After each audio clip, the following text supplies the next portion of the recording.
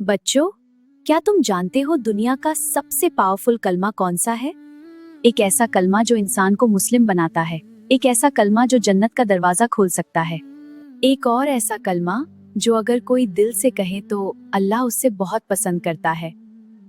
वो कलमा है لا إله إلا الله محمد رسول الله.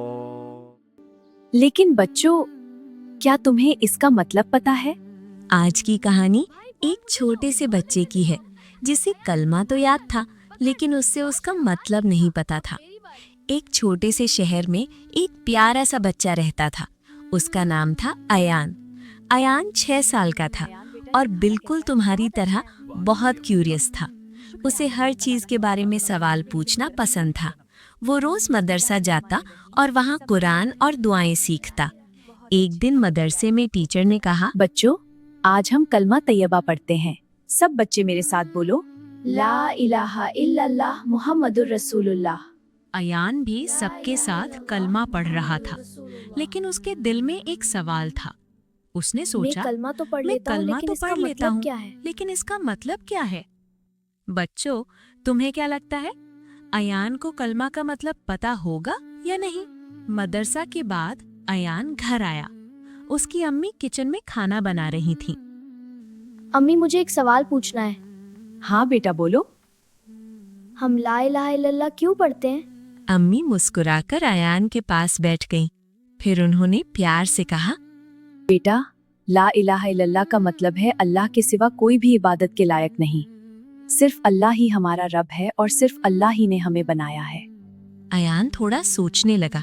उसने फिर पूछा, अम्मी, क्या अल्लाह हमें हमेशा देख रहा होता है?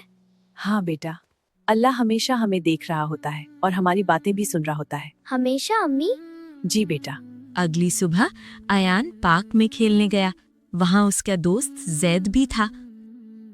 चलो आइसक्रीम लेते हैं। मगर मेरे पास पैसे नहीं हैं। देखो, उस शॉप पर कोई नहीं है। हम एक आइसक्रीम उठा सकते हैं। अयान रुक गया। उसके दिमाग में अम्मी की बात घूमने लगी। अयान धीरे से बोला, मगर अल्लाह तो देख रहा है। यहाँ तो कोई नहीं है। लेकिन अल्लाह तो है। जैद हैरान हो गया। अयान ने आइसक्रीम नहीं उठाई। वो वापस घर चला गया।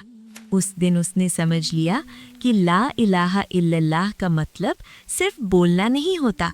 बच्चों, ला इलाहा इल्लल्लाह का मतलब है कि हम सिर्फ अल्लाह को अपना रब मानते हैं।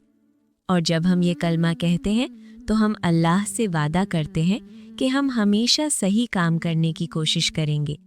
नबी मोहम्मद सल्लल्लाहु अलैहि वसल्लम ने फरमाया, जो दिल से ला इलाहा इल्लल्लाह कहे वो जन्नत में जाएगा। उस दिन के बाद अयान जब भी कलमा पढ़ता इलाहा तो सिर्फ इल्लल्लाह। जबान से नहीं बल्कि दिल से कहता, ला इलाहा इल्लल्लाह। बच्चों, ला इलाहा इल्लल्लाह दुनिया का सबसे इम्पोर्टेंट कलमा है। ये हमें सिखाता है कि अल्लाह ही सब कुछ बनाता है और अल्लाह ही हमें देख रहा होता है। अगली कहानी में हम जानेंगे बिस्मिल्लाह कहने से शैतान क्यों दूर भाग जाता है। अगली कहानी में फिर मिलेंगे। अस्सलाम वालेकुम और अल्लाह हाफिज प्यारे बच्चों।